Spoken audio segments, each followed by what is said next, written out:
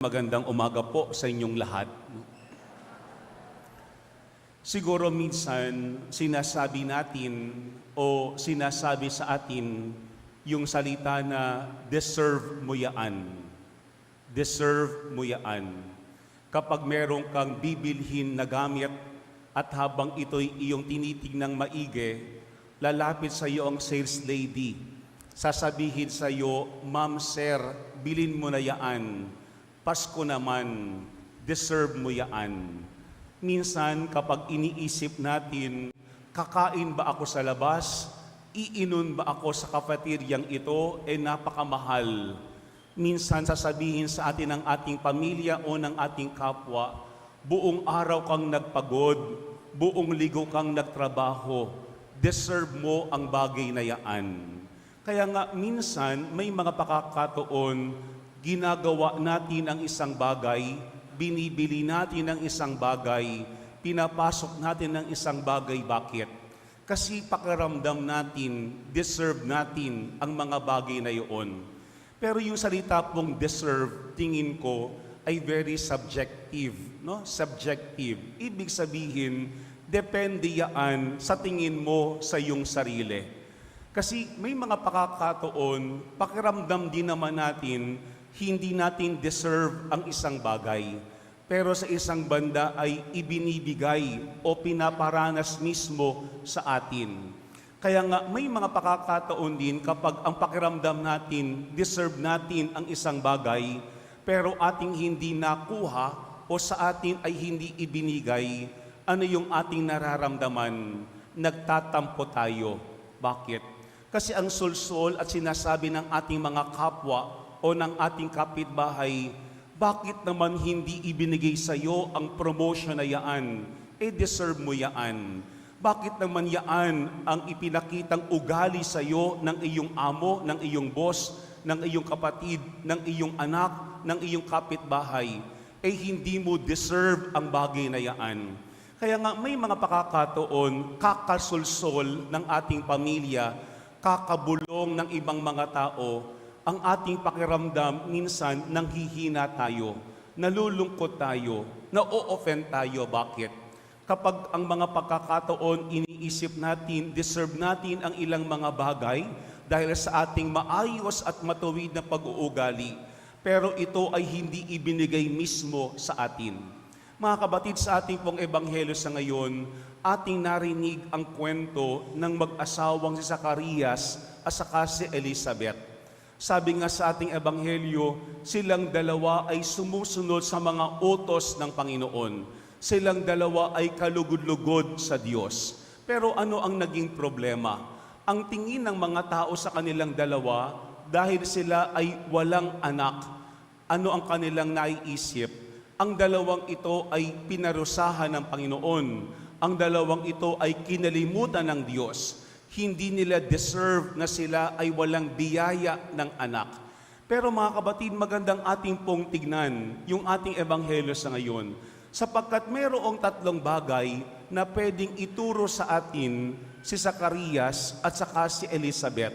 Kapag may mga pakakataon na sa ating buhay, pakiramdam natin na deserve natin ang isang biyaya, ang isang pagpapala, pero hindi naman ibinigay sa atin o maaaring hindi pa ibinibigay sa atin. Tatlong S yung ating pwedeng matutunan kay Zacarias. Ano yung tatlong S na yun? First S, show up, magpakita. Tingko yun ang unang maganda po kay Zacarias sa ating ebanghelyo sa ngayon.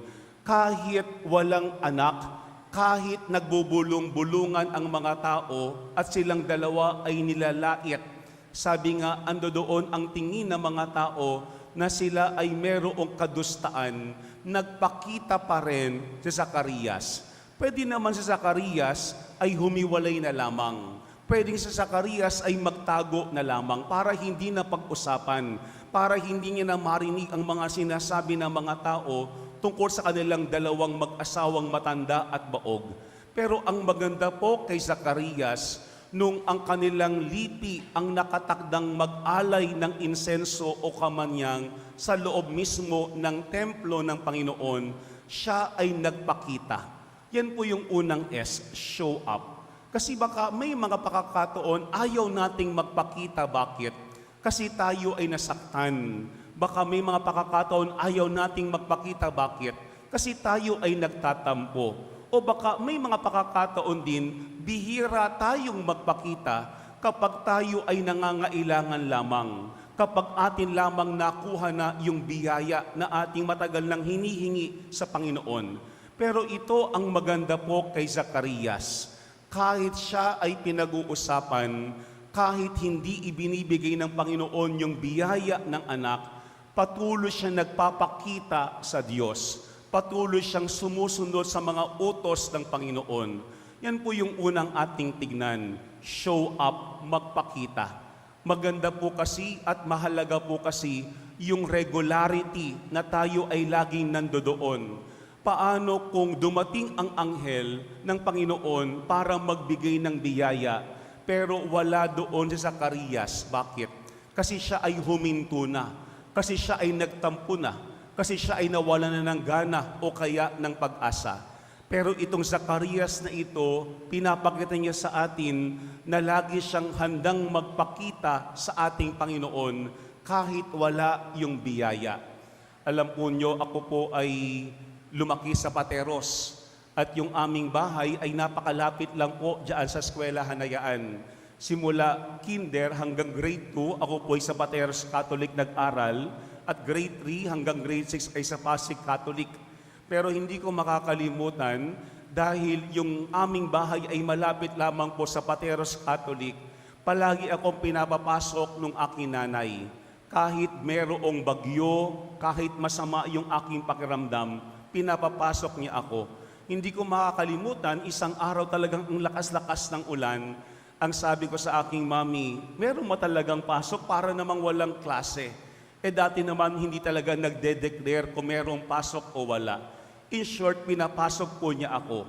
Pero laking gulat ko, bakit? Sa loob ng classroom, ako lamang ang nandoon, pati yung teacher.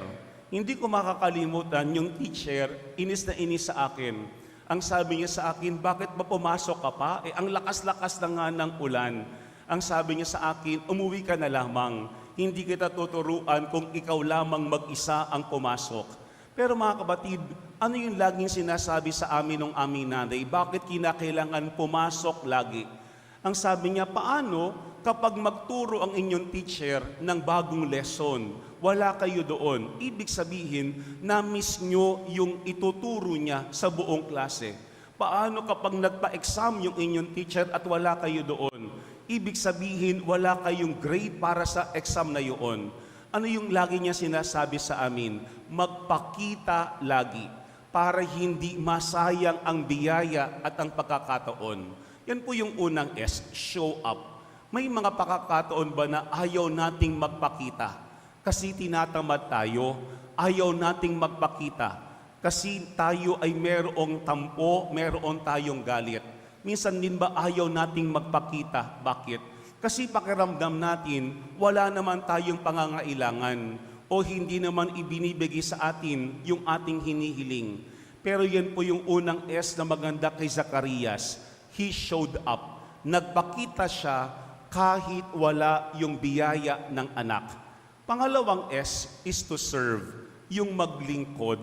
Maganda rin po itong ginawa ni Zacarias sapagkat nung ang pangalan niya ang nabunot para mag-alay ng kamanyang sa harapan ng damana ng Panginoon, siya mismo talagang naglingkod. Wala tayong nakita sa Ebanghelyo na senyales na si Zacarias ay nagtatampo sa Diyos. Kasi pwedeng tayo nga ay nandoon, pwedeng tayo nga ay nagpakita, pero wala naman tayong gana.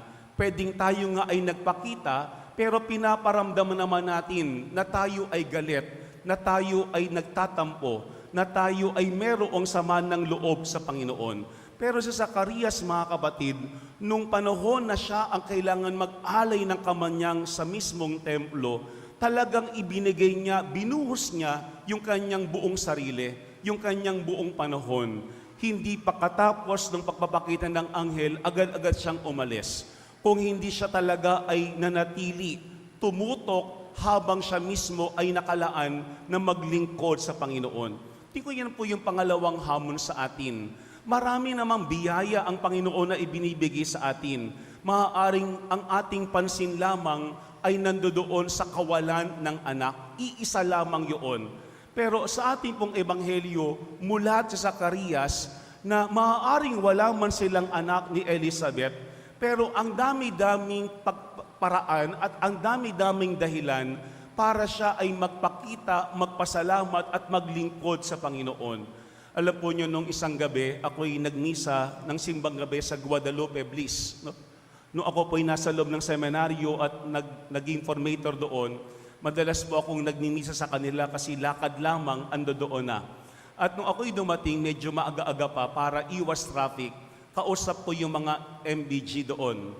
Ang sabi niya, Father, alam po niyo yung iba sa amin ay namatay na. Yung iba po ay hindi na po nakatira sa areang ito.